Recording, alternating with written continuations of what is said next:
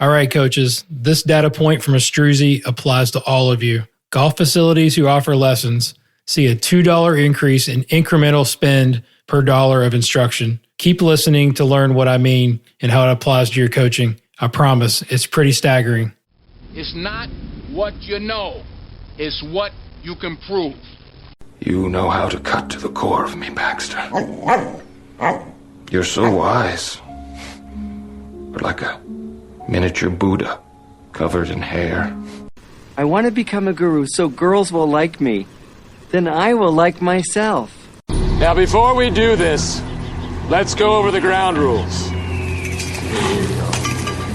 Rule number 1. No touching of the hair or face. Of course. And that's it! Now let's do this! Are you not entertained? Are you not entertained? Is this not why you are here? What's up, everybody? Welcome to another episode of the Golf Guru Show. I'm your host, Jason Sutton, and I'm the Guru. I'm also the Director of Instruction at the beautiful Colleton River Club in Bluffton, South Carolina, where it is my mission to break down high performers in the teaching and coaching business in all fields of study, unpack and tease out what makes them great and successful, from daily habits, their continuous growth journey, to how they help and train their players and their students. Make sure that you download this episode and hit that purple subscribe button so you don't miss out on future episodes that will be coming your way. All I ask is that you share this podcast on social or with your friends or with other coaches and players that might benefit from the information. My guest on this episode is Mike Malizia. Mike is a former PGA Tour player and now a Golf Magazin top 100 instructor and the Director of Instruction at Admirals Cove in the Jupiter, Florida area. It's a sick place if you ever get to go visit or get to play. You can follow Mike on Instagram at Mike Malizia Golf and all other social platforms. It was great to finally catch up with Mike. We saw each other at the show and had an awesome conversation. I just knew I had to get him on here as we discuss his journey as a tour player and how that has influenced how he teaches his tour players now and his members as well. We also discussed the difference between teaching different levels of players, as well as the importance of understanding behavioral profiling and how that can help you coach the different learning styles that we deal with as coaches on a daily basis, and so much more. So I hope with this wide-ranging conversation with my good friend, Mike Malizia. Enjoy. All right, Mike Malizia, welcome to the show, man. Thanks for taking the time. Thanks for having me, brother. This is great. I love this show. Thank you. We ran into each other just a couple weeks ago at the show. Yeah. The PGA show, that is.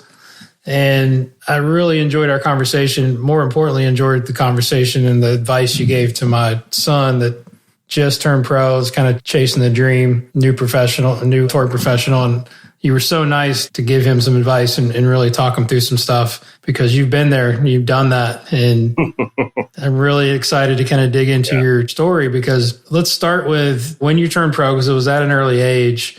And then some of the things you learned on your journey that you could share with other like tour players, and then we'll transition into, how you got into the teaching game. Yeah. I mean, I was lucky. I mean, my dad was a club pro, so I was kind of born into the game. And then, started out as a junior golfer. I started playing when I was 5, started competing when I was, I think 9 or 10. So my junior resume kind of built up. I got to a point where I was a decent junior player, and got to a point where, I wanted to get out there. I didn't really want to go to college. I just wanted to play golf, so at 19, I turned pro. Wow. You were the Akshay Bhatia of the 90s. You start, I don't want to say ahead of my time, but the younger generation kind of doing that. You saw a lot of the European players kind of doing that. And I just felt like, I wanted to cut my teeth and just get in there and get in the grind. So I turned pro at 19. Went to Q school when I was 20, didn't get through. So I was on the mini tours and kind of popping around, and finally got 22, I believe.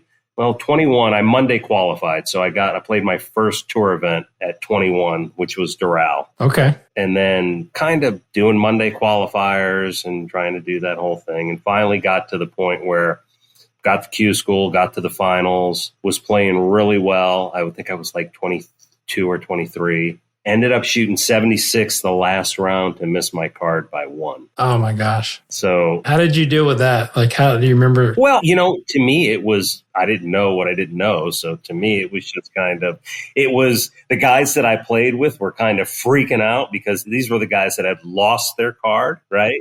So they're trying to make a living. These are guys that are married with kids and a mortgage and all that. And I'm just out there as a 22-year-old kid just going, send it, let's go type of thing. So it wasn't really, it was heartbreaking, but it wasn't heartbreaking because I wasn't there before. So I didn't know what I was losing or gaining. So it worked out. So I at that point, I played out in the web. I Monday qualified. I just kind of did that for the next 12 years. And it was great. It was great. It was a great experience. Did you have some backing back then? Like, obviously you had to fund it somehow. Like, how did that work? Because that's some of the things that we're challenged with right now with my son, obviously, is getting investors. And like, how did it work back in those days? Well, and it's funny because after I got through playing and I got into coaching, I not that we're fast forwarding so much through the story, but kind of helping the younger guys understand that you're selling a product. So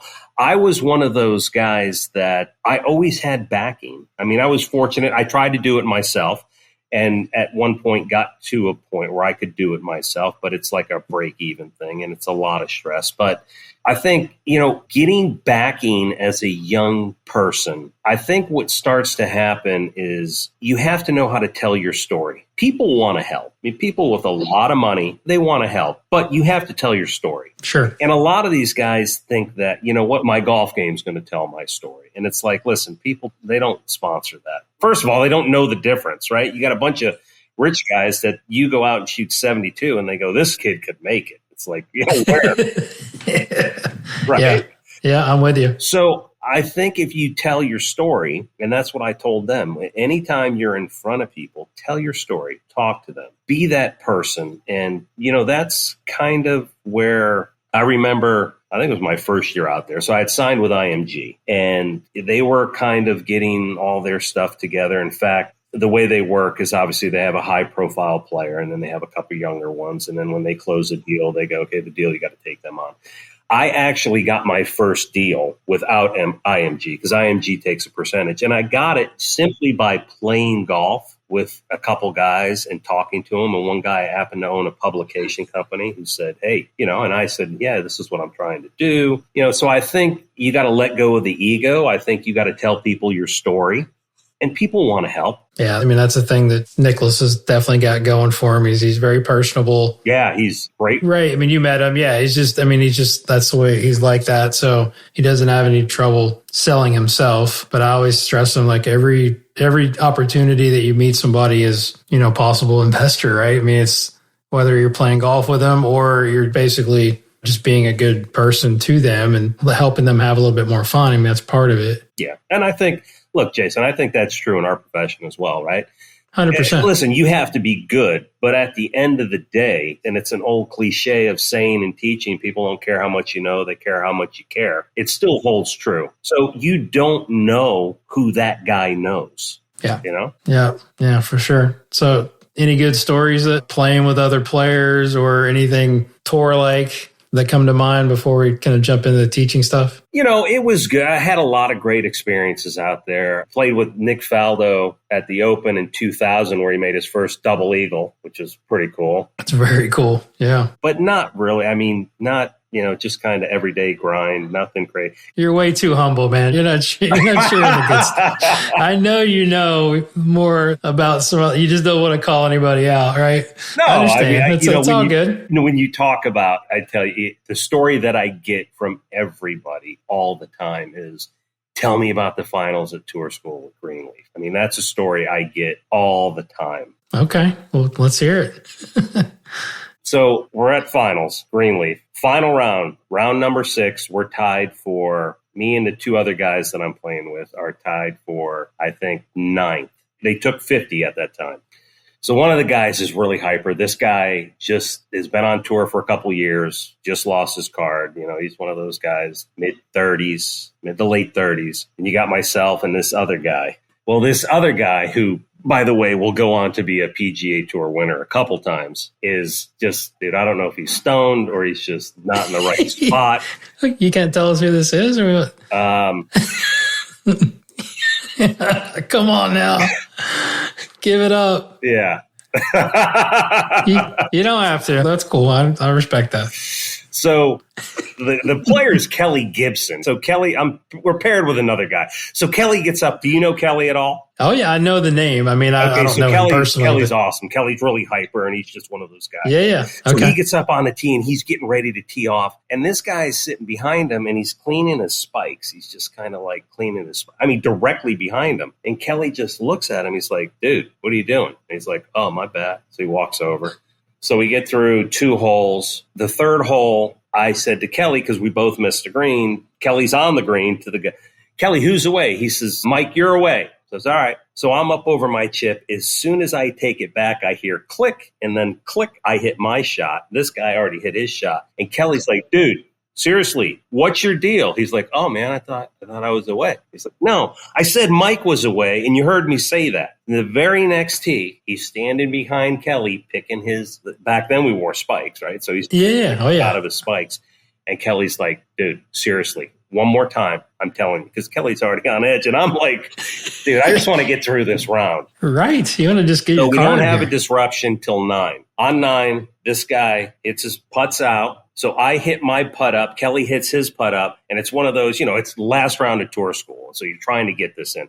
So I'm trying to straddle and reach over. And so I said, Kelly, will you just go ahead and putt? Because I don't want to. So Kelly gets over his putt. This dude takes off walking to the next tee with his caddy. And you're hearing click, click, click, click. Oh, my click God. With the clubs. And Kelly's like, dude, you're not the only freaking guy playing in this tournament. What is your deal? So Kelly putts out, I putt out. So Kelly goes huffing over there, and he's like, what is your deal? He's like, what am I doing wrong? So he's like, I'm telling you, one more time you do any of this shit, and I'm going to knock you out. 10, we get up on 11 tee. He starts with the cleats again. Kelly walks up to him and he hit this guy so hard in the chest that I don't know how he went way back, didn't fall over. Oh, my God. But by this time, it's like we're waving officials over. So we played the last 8 holes with officials. And it was absolutely, it was crazy. I've never seen anything like this in my life. How'd you finish? I ended up missing by 1. Okay, that's the one. Yeah. Oh, my gosh. So that's dreadful. Kelly got his card, and this guy got his card as well. Oh, my And this gosh. guy went out to, I think he won Phoenix. Yeah. Okay. But crazy. BS, bro. Yeah, it's great. But I get that story all the time, and they kind of embellish. I mean, I think at the PGA show, I heard somebody say, yeah, and then he went up and he headbutted him. I'm like, no, he didn't headbutt him. Oh, my gosh. But it was crazy. It was pretty cool. All right. So fast forward to, you played till you're like 30, right? Like that's a pretty decent run. Honestly, coming back from the Open at Pebble in 2000 was kind of like, you know what? I don't want to do this anymore. I'm 30 years old at the time. It's just the grind has gotten to me. I kind of came out as one of those can't miss kids early on. And then it's funny because I'm actually meeting with Doc Rotella tomorrow, but on a different matter, another student. But, I went to see him. Do you remember Michael Bradley? Oh, yeah. So Michael was So, I came out, I was 18, 19. Michael's like, I want you to go see this guy. Bob Rotella. So I go see Rotella and saw him, and then we formed a relationship. And then about halfway through my career, I guess I was probably 25 or 26 and just kind of on and off the tour, not really becoming what I should have become in a way, but there was a reason why. And I remember Doc saying to me, a lot of people tell you how great you are. And I'm like, yeah, I kind of heard that my whole life. He goes, and you are where you are. How does that make you feel? And I said, well, honestly, when I was younger, it made me feel great. Today, it makes me feel like an idiot because if I'm so great, how's it taken me? It's already been 6 years and I can't get out there and I can't hold a card and I can't, so you have that anxiety of it. But, my issue of what stopped me from being a decent player was the fact that everyone has a love for the game. And my love for the game was always the science behind it, the why things happen. I didn't want to know just what my swing was. I wanted to know every swing. So I was so fortunate to work with guys like Mike Adams and David Ledbetter and all these great instructors. And I was about to say, did you have a regular coach or did you kind of bounce around? I started with Ledbetter at an early age. A buddy of mine, Danny Ellis, who played the tour, was working with Led. I started working with Led, and then I started working some with his guys like Don Sargent, who I've known for a long time, and then kind of transitioned into Mike. But I was the student that I would go take a lesson and they'd say, well, I want you to put the club here. I'd say, okay, so I'll see you next week. And then back in the day, I'm sure you kind of remember the VHS tapes, right? So I would compile every swing that I had of every tour player who had it in the old position that I had it, not in the position that they wanted me. Well, and then I would come back and I'd pop it in and go, okay, now watch this. Why can he put it there? Why can he put it there? So I drove these guys nuts with that. But that is, everyone, I've always believed, everyone has a love for this game for whatever reason. And that was mine. I just like to know how the mind works, how the body works, how the physics work behind swings, why some swings work and some swings don't, But do you think that you were that way, like even when you first got out there, or did it sort of evolve into that? Like as a 19-year-old kid, you weren't thinking that stuff? It started at 15. It started at 15 where I had an infatuation with what Nick Faldo was doing to rebuild his swing. That's kind of with Led. Yeah. And that's what got me into it. And that's what, till this day, I absolutely love. I love learning. I love understanding why a certain swing that is not, say, fundamentally sound, if you will. No, it's just unconventional, right? I mean, something that looks a little different. Yeah, I mean, I get it. I mean, I love coaching those type of players. And that's always been my love for it. So, gotcha. So when I decided I didn't want to go into golf instruction, I just came out of golf. But, I had a couple buddies that were killing it in real estate, a couple buddies that were killing it in insurance business. And then kind of trying to find myself, I had a good buddy of mine, Carter Murkison. I had Mike Adams. I had David Ledbetter. And they kind of said to me, listen, your love is what stopped you from really becoming a decent player was the fact that you wanted to know so much. Yeah, it can be a detriment for the player. It definitely had that teacher mind probably at the wrong context and the wrong time. It is. Did you just backtracking a little bit? I'm curious just because obviously I coached my son. Was your dad your coach when you were like a junior golfer, or did he send you to somebody else? He was. And the cool thing about my father was the fact that he realized there was no ego involved in this. So he got me to a certain age, 16, and he said, I can't help you anymore. I need to send you to the next person who can take you. And I thought that was, at the time I didn't know, but I mean, that's for having worked with junior players, the parent ego is much larger because they feel like, hey, I got you here, so I'm going to ride this the whole way. Sure. Yeah, that's cool. All right. So transition into it sounds like, and again, I've listened to a couple of your interviews and we've known each other for a while. It finally met face to face, right? Which is kind of weird that we haven't met before because we run in the same circles. But it didn't sound like you had a backup plan, right? Like you were kind of you're like, I'm done with golf, playing the tour and burnt out or whatever, but you didn't really have a backup plan. So tell us a little about that mindset and then how you got into instruction. So the mindset is crazy, right? So here's the funny story about that. So I didn't want to go into instruction. I didn't want to go into golf. I hated golf. And then it's funny that Doc McCabe, one of the greatest lines in the world, is like, you don't hate golf. You just hated the way golf made you feel from a perspective of trying to play. So I didn't want to go into it. And a good buddy of mine, Carter Murkison, one of my best friends, who was the director of golf at this place, Harbor Ridge in Palm City, said, and I was listening to him, Mike Adams, and the rest of the guys, and they were saying, you need to teach. And I'm like, dude, I seriously don't want to do this. So he said to me, listen, give me 6 months. Give me 6 months teaching. And if you don't want to do it, that's cool. We'll figure it out. You and I will sit down and figure out what your journey is together. So I'm like, all right, well, 6 months, that's fine. And it was different for me because the people I started working with were pretty much players. They were mini tour players who I had played with before. There were tour players I had played with before. And not knowing, but when I was out there with them, we'd always be working on the range. We'd be working with whatever teacher we were working with on what we were working on. And I started to find out and really see a pattern that a lot of them would say to me, it's funny, we started talking because you're on the range struggling. The first thing is, hey, Jason, what are you working on? Well, I'm working on this. What are you working on? And you kind of go back and forth. And I always had the ability to take something that was really complex and explain it in a way that was more simplistic. And I never really realized, but I would start to see, I'd be on the range with a guy and 2 weeks later he'd win. And as it kind of, you helped me out, but I never really listened to that or paid attention to that because I'm trying to figure it out myself. Well, you're trying to beat him. Well, exactly. It's like that's a conflict of interest right there. And the guys that I did help out when I decided to go into teaching kind of said, hey, I want to start working with you. So I started. Okay, I was going to say, how did that happen? Because clearly the notoriety, being a good player, definitely holds a lot of weight. So they think, oh, yeah, this guy knows me. Yeah, and I think that the other thing that helped a lot, because when I got into teaching, kind of as my clientele grew, it was mostly tour players. I mean, I did work with the club golfer, but the most of my clientele were competitive juniors, competitive amateurs, and tour players. And gotcha. Who was the best, like the biggest name back in those days that you worked with? I mean, I kind of talked to pretty much.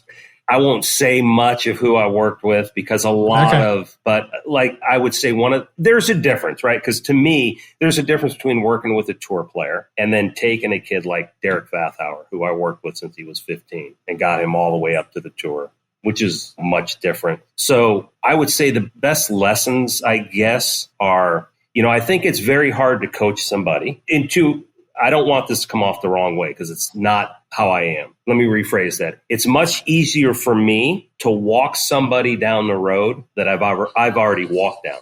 So if we're trying to get to the tour, I've been there, I've done that. And a lot of the best lessons and conversations that we had weren't really on the swing. I mean, we worked on the swing, but I knew what they were feeling. I knew what they were going through. So I think that helped me to be successful working with tour players, which is completely different than working with your average club we'll get player. into that. So I was out on tour. I went out with Derek a lot. I went out with some of the other guys who I would just kind of do some consulting with and talking, So it's all right. You don't have to name names. I got it now.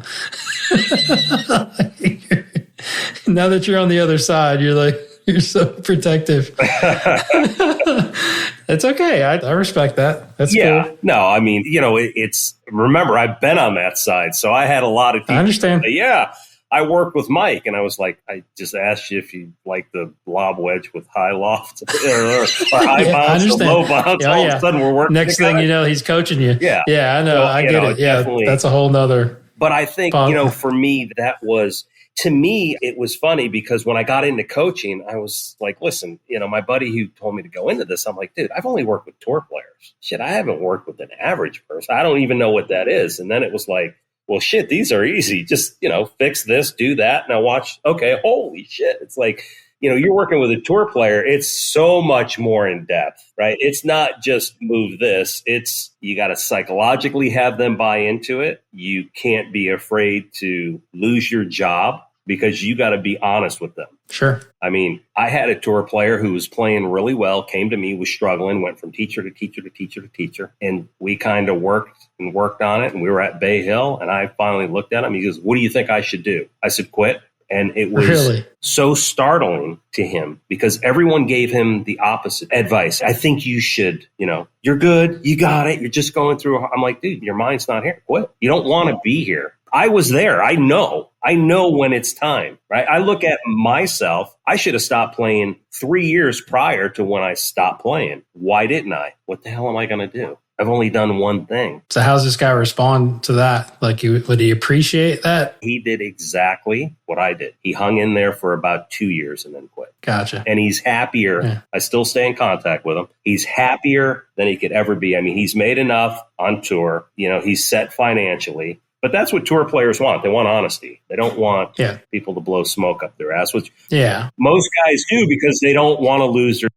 Yeah, it is a fine line where we walk with what to say and what not to say. And knowing your player. I would just say you just got to know your player. Like some respond differently to different stimulus, and some need coddled, some need kicked in the ass, so it's good for you for being that guy. But I mean, again, that's the value that you bring. I know there's been a lot of tour players that have turned teaching pro, but I mean, you have so much insight that you can share with people, because I've never stood on the tee, in a tour event, right? It's like all I know is like what I hear from talking to great players and working with great players or whatever. It's not the same. No, and I don't think that's you have to be that person. No, you don't. Yeah, it's not a prerequisite, but I mean, it definitely is a nice thing to have, where you can like, yeah, dude, I've been there. Like, I can empathize with what you're going through. And I think the other thing that I think has helped with that is the ability to be able to pick up the club and go, give me it, watch, and be able to do it. How good are you now? Like, how you still got a lot of game? So, I mean, how much do you? I don't play a lot. I don't hit it anywhere. That's the weird thing. Like, I could always move it. And now, and when I say, when I played, that was my strength. I could move it. And you were pretty long. Yeah. I was a great ball striker. Now I had back surgery. I still, my positions are good. My dynamics are good. Forces and torques are great. They're just less. When I say less, it's like I hit it now and I try to step on it and I'm like, 103, really? So like, all right, I'm going to step it up. And, the assistants are like, yeah, come on, step it up. And next thing I know, I'm like at 106 and I'm like, I can't catch my breath because I'm trying to go at it. Just threw your back out. I can still do it, but I think that it doesn't matter if you can or you can't. That's not anything. I just think that being able to relate is a little bit different. For sure. All right. So when you started teaching, right? So you're at a certain club. I think I heard that you went back to a club that you like in the same area where you grew up, did some stuff, right? And then take us through that story and then to where you are now at Admirals Cove. Yeah, I mean, it was a very small stint only because it's funny because I was actually at two places at once because the private club that I was at, COVID was going. This is during COVID. Mm-hmm. So the membership at the time, if you had left and went outside the state of Florida and you came back, you had to quarantine for 2 weeks before you could step inside any part of the club, the driving range or anything, which was kind of crazy. So I was kind of doing both places. So I was bringing those people over to this place. So it was a club that I grew up at, I lived on as a kid. Yeah. So, I was there just a few months. Is that where you started teaching full time, or is that after you've been teaching for a minute? No, I started teaching full time like 24 years ago. I mean, it was my first. When I got to Harbor Ridge, there you go. That's what I was thinking about. Yeah, I was teaching full time. So I was the director of instruction there for 17 years. And then after that, I pretty much, the COVID thing made me go to the other place. That was just a few months. And then I became the director of instruction at Admirals Cove, which I've been there now 4 years. Yeah, that's about the same time I came to Colleton, where I'm at now. Yeah. I was there, by the way. Did you know that? No. Yeah. You interviewed. Yeah. The 8-hour interview? I think somebody told me that. I don't know. It's maybe somebody that knew you. Yeah, actually, it was funny because while I was going up there, I got a call from Admirals. So I was like, I'm actually heading up there. So, yeah. That's funny. Yeah, things work out, man. Yeah. See, we're both okay. Isn't it awesome? Yeah. It's crazy. It's great. So one of the things that I wanted to kind of dive into, we can get into instruction stuff, but when you got there to Admirals Cove, I've heard you talk about this. They wanted to build a really nice teaching building, right? Facility. Like, give me some insight on, because you got to help develop that, right? You got to give some input, which a lot of times clubs won't. They won't go to the guy that's actually going to use the building and say, hey, like, what do you think we need? What should this look like? Like, talk us through that process of like what you saw and said, all right, how big is it going to be? This is what I need to be successful, from technology to the size to just anything. I'm just curious to hear people that are there from the beginning, because the building I'm in now, it was there before I got there.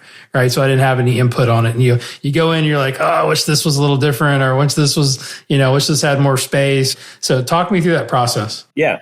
So, when I got there, they didn't have any technology really other than a TrackMan that they were just putting out on the range. And, the staff there is just phenomenal. I mean, you have Sean, who's the director of golf. You have Matt, who's the assistant director of golf. You have Brett Morris, who's the general manager. I mean, for those guys to have somebody come in and go, all right, so what do you think? And we all just sat down and we just talked it through. And I said, this is where I'd like to go technology wise. What do you want to do? And Brett, who's the GM, is just, the guy gets it, right? Because if you look at most buildings, the issue that they have is it's never big enough the first time, right? So you're always adding on to it, or you're not thinking ahead with technology of where it would go. So now you got to come back and rerun conduit lines. You got to cut into concrete. It's just a nightmare. But Brett said to me, I want to do it big. I want to do it right. And I want to do it once. Now, when you got the mindset to do that, that's the smart way to go about it, because there's so many other places that have built something and then they look at it and they, okay, well, we got to add on and we got to do this and we missed this and we missed that. It's just, that didn't happen here. What was the budget? Do you remember? Like, what was the number? The final budget we paid at the end, I think it was like a little over $3 million. Yeah. Oh, wow. You can build a really nice facility with that. Yeah, it's just under 5,000 square feet. It's got 4 bays. It has my office, Matt's office. You have 2 of the assistants. They have their office. We have a putt view room. Nice. We have a bar that seats, I believe, 10 or 11. Oh, wow. TV. Okay. And then we had such a big space inside that we decided to move the pro shop in there, which was really good. The pro shop for the entire club? Yeah. Yeah. Well, Wow. Now remember, it's 2 sides. So the major, huge clubhouse is on the east side. We're west, we're basically golf. So we basically have a pro shop that is just essentials, something you forgot. So it's not massive, but the place works out just great. That's interesting. Yeah, because there's always going to be people in there and you got to staff the bar. I mean, like I always look at these things as like, okay. And it works out great. They come, they use the facility. They want to sit down, watch TV, have a drink. It's great. That's so cool. Yeah. So what was the first piece of technology that you built or that you bought? And then tell me what you're working with now. Like, what's everything? Well, I think the whole thing with technology is you have to think ahead. Right. So when you're designing a building, it's not what I have today. It's where is it down the road? Where would it go to? What do I have? So we have, as far as technology, we have swing catalyst force plates. We have TrackMan. We have a putt view room. The 2 member bays, we have swing catalyst video. We have TrackMan. I do actually TrackMan putting. Okay. So you don't have like Putt Lab or Capto or anything I'll bring in Putt Lab. You just kind of want to build it as you go. You got to remember they came from no technology. Yeah. Also, you don't have Putt Lab. No, we'll get. Okay, gotcha. Yeah. So we don't want anybody's heads exploding with technology. Okay. We'll massage that in there. Okay. I mean, that's all you need, right? I mean, like 3D, I guess the only thing you don't have probably. Yeah. So I'm on the advisory board for Sportsbox. Okay. So you use that. There so you go. I There's use 3D. that. Yeah. We're bringing that in as far as, as it gets bigger and bigger. So you may be wondering, what does incremental spending even mean? Great question. Incremental spending means additional spending, or in this case, revenue received by a course, which is more than a baseline. So let's break down this and apply it to your coaching business. If a golf facility offers lessons, they will see an incremental increase in $2 per dollar spent supporting or investing in golf instruction at the golf course, which means if a course invests $50,000 to support or grow their instruction services, the golf course will capture $100,000 in additional revenue directly from their initial $50,000 investment in golf instruction. Sure seems like to me like investing in golf coaches is one of the safest business decisions you can make. So coach, I ask, how can you use this found perspective to build more value and leverage in your business? To close out, I think you know by now, I'm a big fan of Astruzi and what they are doing to protect and increase the value we offer to our players and courses. A bunch of you have already created an account. The download link is in the show notes, or head to astruzi.com. When you create your account, don't forget to add the asterisk to your last name so they know the guru sent you. All right. You sent me a few notes and you talk, and there's some interesting things, the difference between teaching tour players versus a club golfer, which, again, we both teach tour players, but I mean, let's face it, the main highest percentage of our diet is our members. Yeah. And working with our member golfers. So Talk a little bit about that. And then the other was interesting. You talked about behavioral profiling and how that plays a role in coaching. So tell me about that. Which one? You mentioned a little bit about tour players and member golfers, and I think we can piggyback a little bit on that and say, what's a typical lesson look like for you, right? Let's imagine. I always like to take that scenario with my guests. It's like, all right, first time member comes to you for a lesson. Like, what's that look like? How do you treat that and sort of take us through it? Well, the first thing I'm going to do is assess what their body can do, what it can't do. So I'm going to look at specific areas. I'm PPI certified. I don't go through the whole screen at first. I'll have them hit some shots. And if I see areas that I need to test, then I'll typically go, okay, let me do this. But typically, I like to run them through a series of, let's hit some shots. I really want to look at what the club, what the ball is doing. Mm-hmm. What clubs do you have them hit? I'm just curious. Everybody's a little different. I'll start out, if it's the first lesson, I need to gain their trust. So what's the goal of this lesson? That's where I first start, right? Because I don't want to go in and go, all right, this is what I do and this is how I do it. I'm more into, what is the goal? What would you like to get out of this lesson? If this guy says, hey, I want to learn how to hit knockdown wedges, then that's a different animal. So I'm looking at what's the goal. And I'm still going to do the assessment in the body because I need to know what they can do, what they can't. But regardless of what they're doing, I always want to start first with the club and the ball. So I'm looking at my TrackMan data, see where it lines up. And then once I identify that, then I'll go into the swing mechanics that then affect that. So that's kind of always been the way that I've structured a lesson. Identify the club and the ball first. Obviously the body first, club and the ball, and then how the mechanics are affecting them. Because I think if you go into mechanics first without looking at the data, I don't know what you can compensate and recover from. So I don't want to fix something because cosmetically it doesn't look correct. Does that make sense? Yeah, absolutely. Yeah, I mean, I don't know. I've got video running with my TrackMan. I don't know if that's what you do. Like you get a little 2D and 3D stuff happening at the same time, right? So then we go into, I'm just kind of guiding you along here because I know it's a tough question. You've diagnosed the problem, whatever it is you're working on. You're working off of what ball flight you're trying to improve. And you and the student set a goal of, whatever direction you're trying to go. How would you say your style of training is? Like, what are some of the things that you think are important to making a pattern change? Well, I think the pattern has to be based on what shot shape you're trying to hit. Yeah, absolutely. Right? But as far as how do you get people to move differently, change, whatever, what would be your philosophy on that? My philosophy, first, can they do it? With their body, do they have any limitations? And secondly, it's always at a slower motion. So I get this all the time, right? I can make a perfect practice swing when the ball's not there. And then when you put a ball there, I can't do it. Okay. What's the difference? They say the ball. I said, no, it's the speed. And I show them the time because I'll take a video of them without a ball and then with a ball. Yeah, I think that's great. So understanding there's a speed element to change. So the reason they don't have, say, a massive thrust over or whatever their flaw is, it comes out when you try to add force. So I always start at a speed that their practice swing is, which is always slower than when there is a ball there, so they can control motion at that speed. Once they do that, then I'll build up the speed. Now, part of the problem they can't make a change is because they can't control speed. It's slow to full out. They don't know a little faster. So I go into what I call a breakdown point, which is a breakdown speed. There is a speed where they start to apply force and they do it with the flaw. So we hang there until they can get to a point where they can manage that, and then we build it up. Yeah, love that. I train very similarly, to the detriment of my friend John Tattersall.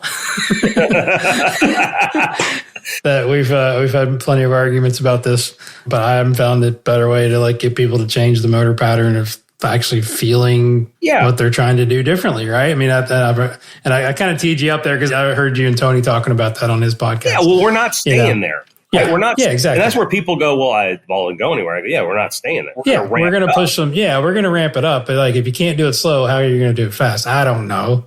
All right. I haven't figured that one out. But yeah, I totally agree with that. Making exaggerated sort of movements towards the direction you're trying to make the pattern change, right? I mean, it's just all that stuff. And I love the fact that you record the practice swings, right? Because it actually shows that, hey, you can actually do it. One, all it's holding you back is that little white thing in front of you. Right? It's now you have an intention and you have an outcome attached to it. Yeah, that's the difference between the club golfer and the tour player, right? I always say the two problems that amateurs face is the first one is they're trying to fix the effect, not the cause. And then they try to fix that cause with another flaw. So they have a flaw and they try to fix it with another flaw. Doesn't work. The second thing is when an amateur tries to make a change, and I have this conversation with them all the time, the difference between an amateur and a tour player is an amateur is using the left side of their brain, the analytical side. So they're giving themselves turn and stretch. A tour player is using the right side of their brain where they're making a rehearsal and trying to attach that feel.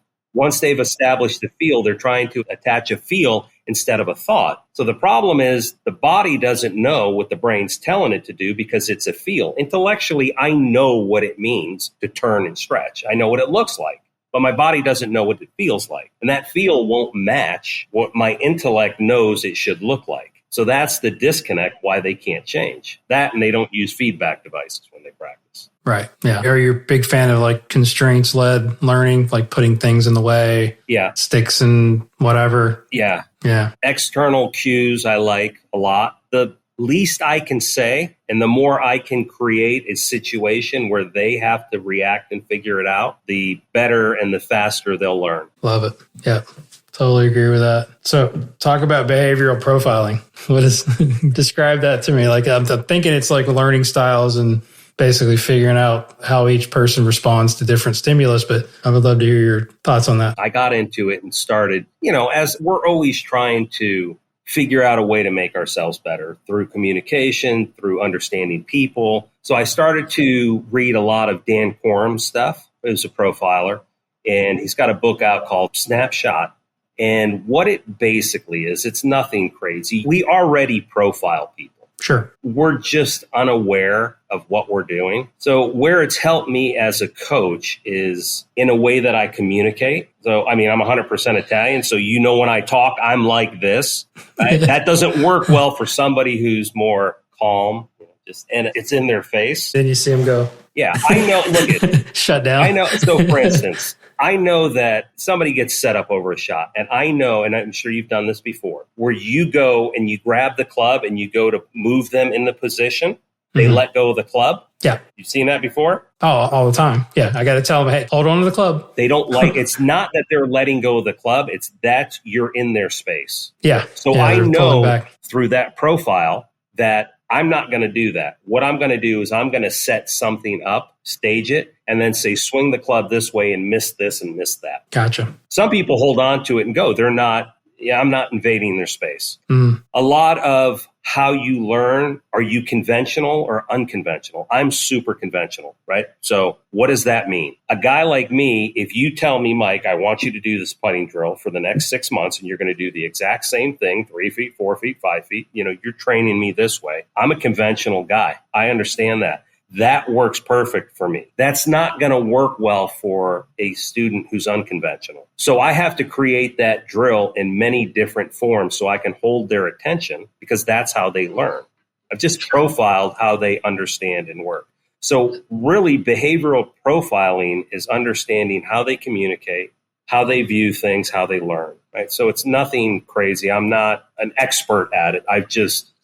It's something that's really helped me as a coach by researching and getting more into it. It's helped me become a better coach to help my players get better and learn. No, I think it's great. It's basically having some categories of what, like you said, what we sort of already do with reading people and asking better questions and some of the things that I talk about on the podcast all the time. It's like having a better EQ, right? It's that emotional intelligence of, being able, recall reading the room. Like you said, like if you walk up in a guy's space and he's backing up, like you better understand their body language and like, how do you treat that individual, right? To help them.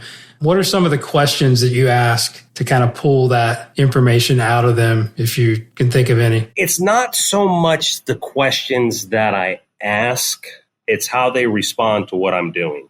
It's more so that it's watching the way that, for instance, they speak, at which way they speak. It's just having an awareness of the whole surrounding. So it's not a specific checklist. For instance, there might be somebody who, when I ask them a question, they look at the TrackMan and there's so many numbers up there. I know that I can't go there with them with that because they'll get confused. Okay. So it's not so much the questions that I'm asking is how are they responding to what I'm teaching them? I got to be able, like I said, it's not, is it okay if I grab the club? It's I go up and I go to move them as soon as I know where to go. I'm not going there. Yeah. I'm with you. Yeah. A lot of times I'll just ask them like, hey, this is kind of my style. Like, I'm going to try to move you. I'm going to move you around. I'm going to swing you into like the positions or the feel. Like, is that okay? And they're like, oh yeah, that's great. Or a lot of them will look at you like, what do you mean? Right. Like, so you can kind of get some feedback. One of the ones that I've been asking lately, especially with like people that you've worked with for a while, right? And maybe you kind of hit a roadblock. You're like, maybe, you kind of do an introspective reflection on like, all right, should we be doing something different? I'll simply ask them like, how do you want me to teach you? Right. Or how do you feel like you learned the best? And just to see what they say, right? A lot of them don't know, but a lot of them will say, oh, I like to see it, or like, I need to feel it more, or something. It's just an interesting way to get somebody to open up. I just thought about that because I had one last week. I'm like, how do you want me to teach you? And just kind of sit back and go and just see what they did. They're like, I don't know, like the way you're doing it, it's great. I'm like, well, clearly it's not working. Like, it's like, it's like, yeah, right? It's, you just got to be honest. Like you said, like, all right, we need to move in a different direction. I just want to get a little more feedback from you. Like, all right, how can we do better? Right.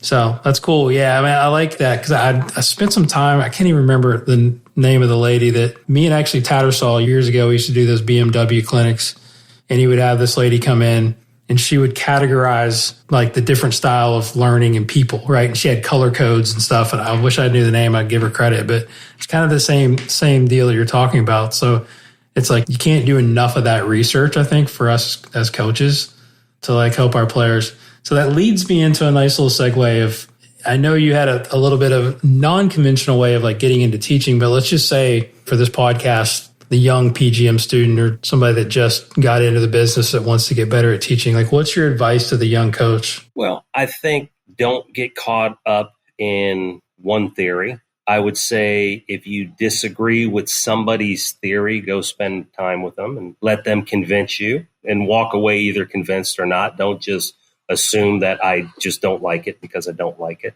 For younger coaches, I think that you have to be really open-minded. You have to learn. I think what's kind of lost, Jason, when you and I were younger, we went and shadowed people. I think that's kind of lost because of YouTube and Instagram and all of that. It's easier, it's more accessible. But what they miss, and I think what you and I understood and what you and I learned is it's not just the knowledge, it's the way that they communicated to the person in front of them. 100%, yeah. Don't forget the fact that we are in a people-person business, right? So you get so tied up in looking at all the data that you forget the person that's in front of you, because the lesson should be an experience. It shouldn't be just, this is what it is. I mean, you don't want to go to a doctor who's like that. Oh, by the way, you have this, and this. See, it's like, I like the doctors like, it hurts when I do. Well, don't do that shit. Just, you want somebody that's somebody you want to be around. Yeah. Yeah. So and keep learning. We're always learning. For sure. I learn every day. Every day I get up at 5:00 and I spend from 5 to 6 learning.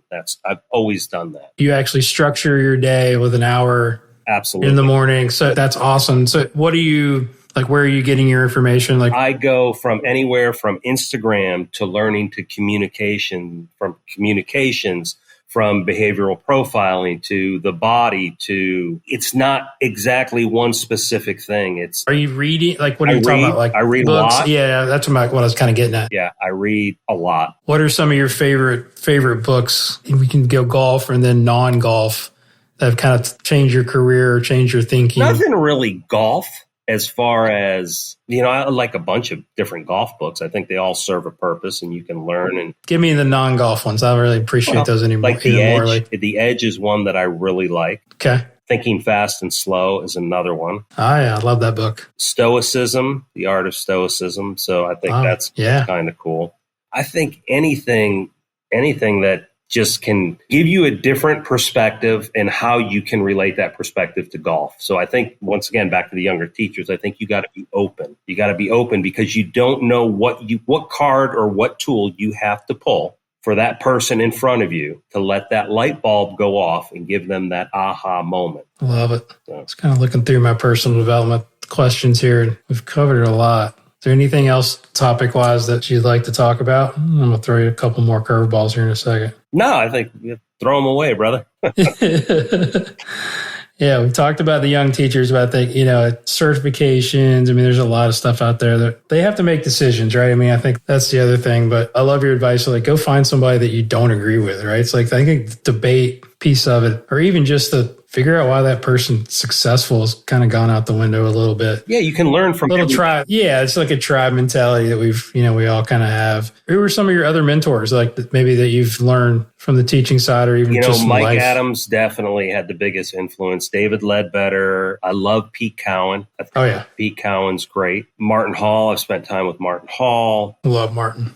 Yeah, there's so many. I mean, to just say it's those guys that I've become close to. But so many of the teachers, I've learned so much that you can pull a little bit from everybody. That's the beauty of it. All right, here's one I haven't asked in a while. So if you had to give a TED Talk on a subject other than golf instruction or what you do on a day-to-day basis, what would it be? What would it be if I had to give a TED Talk?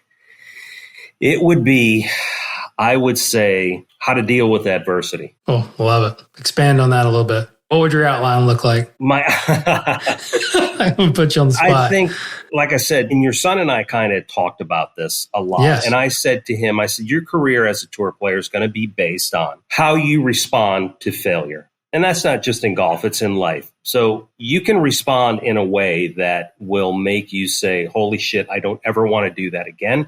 I'm going to guard against it. I just don't like that feeling. And the problem with that is it's a safe place and you're never going to grow from a safe spot. The people that are successful are the ones that look at that and they go, okay, let me step back for a second. Here's what I needed to change. I needed to change this, and this. And now I'm putting my ass back out there and I'm going again. And they don't stop. And if the cycle happens where they fail, it's the same process. So it's really the process of how you handle things that will determine what your success is going to be. I mean, that's kind of what has helped me deal with not making it as a tour player, because that, as a kid, that was my dream. But then as you get older, I realized, wait a minute, if it wasn't for that, I wouldn't be where I'm at today in golf instruction. So that only helped me. But if I had to give advice, that's the advice that, everything happens for a reason. That was my reason. But I think not letting a situation